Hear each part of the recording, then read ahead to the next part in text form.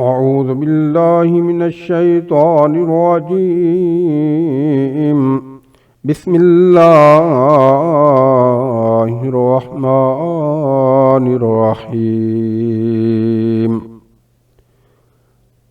براءة من الله ورسوله إلى الذين عاهدتم من المشركين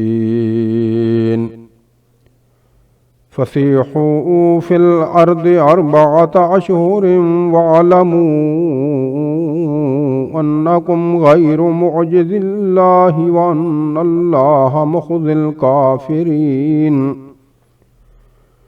وأذان من الله ورسوله إلى الناس يوم الحج الأكبر أن الله بريء من المشركين ورسوله فإن تبتم فهو خير لكم وإن توليتم فاعلموا أنكم غير معجز الله وبشر الذين كفروا بعذاب أليم. إلا الذين عاهدتم من المشركين ثم لم ينقصوكم شيئا ولم يظاهروا عليكم أحدا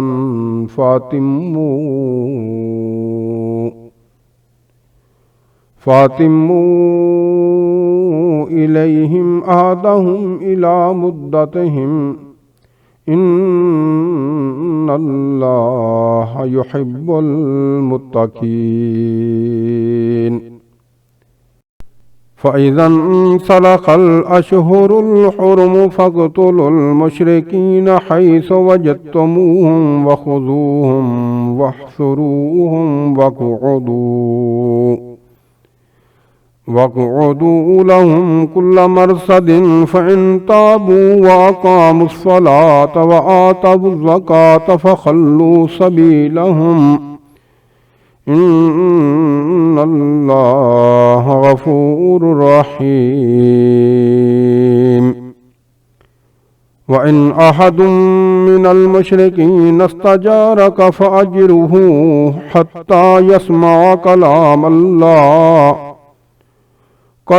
الله ثم أبلغه مأمنا ذلك بأنهم قوم لا يعلمون.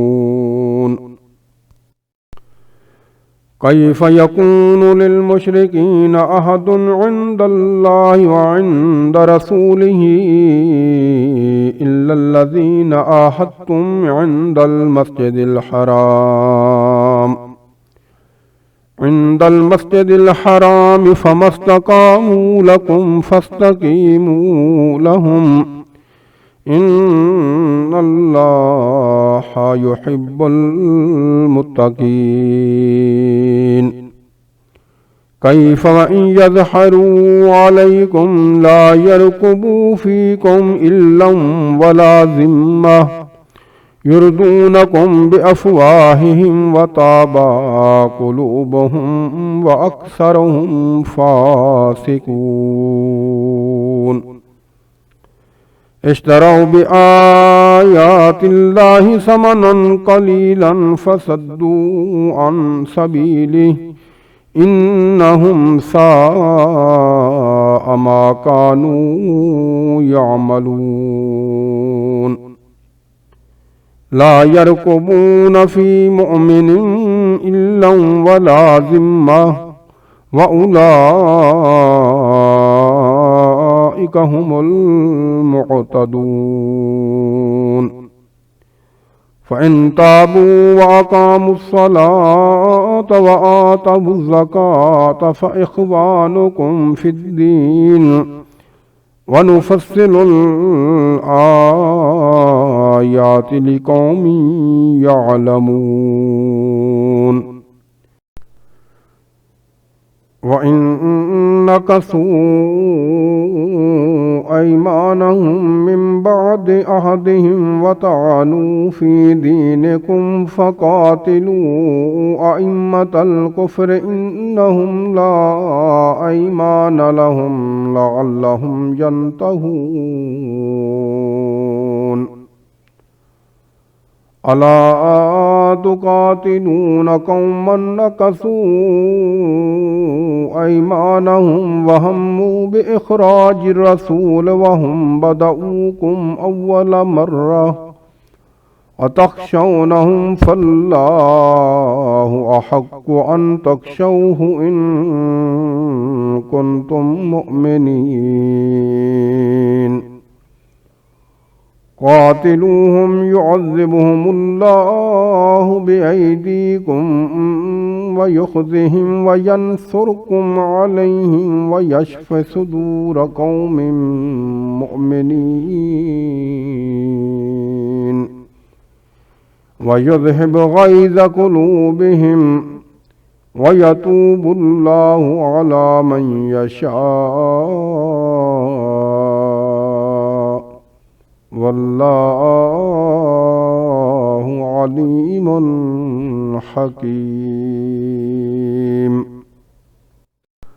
أم حسبتم أن تتركوا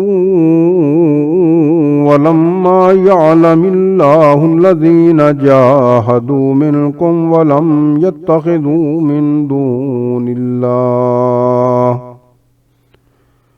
من دون الله ولا رسوله ولا المؤمنين وليجا والله